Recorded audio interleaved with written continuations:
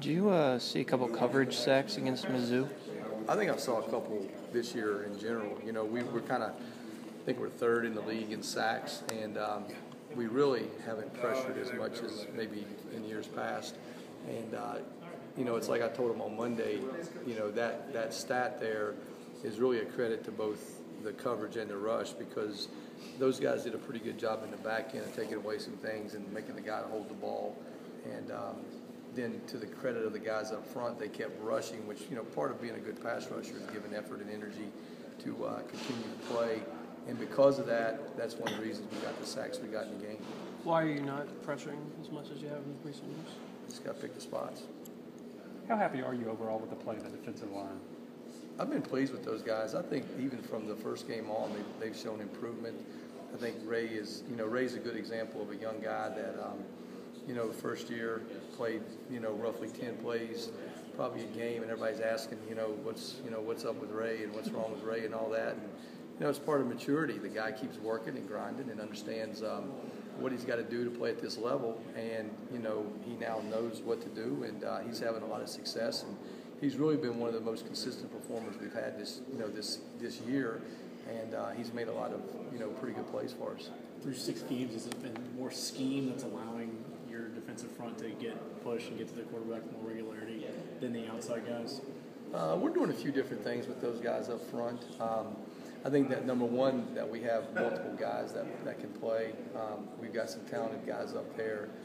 You know, we're still bringing a couple young guys along, which I think can add to that depth as we move forward. But overall, the guys that you're seeing playing, you know, Ray Drew, Garrison Smith, you know, Chris May's a guy that's come on here, you know, midstream. You know, Toby Johnson's a guy. I mean, those guys all have made strides as players, and I think because of their strength, their physicality, it's allowed us to be, you know, pretty good against the run as far as being physical. How would you assess your safety play without Trey out there the last couple of games? I think Quincy's a guy that is continuing to work hard. He's a guy that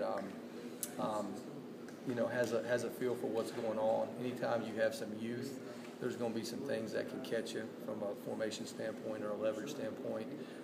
He continues to work hard. I think he's got a really good future because he is a conscientious guy, and he's got some ability. So I think he's a guy that can make some improvements for us. What about Corey? Corey's a guy that I think has worked really hard. You know, he's a tough physical guy.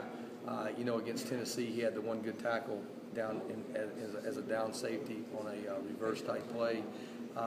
You know, he's a guy that continues to work, and you know, as long as he's working, I think he'll be a guy that can contribute somehow for us. You anticipate getting Trey back? I don't know. We'll just have to see how it feels. You know, he worked a little bit, ran a little bit today. I haven't seen Ron yet, so I'll have to wait and see how the report is and see what the diagnosis is. What about Ramik?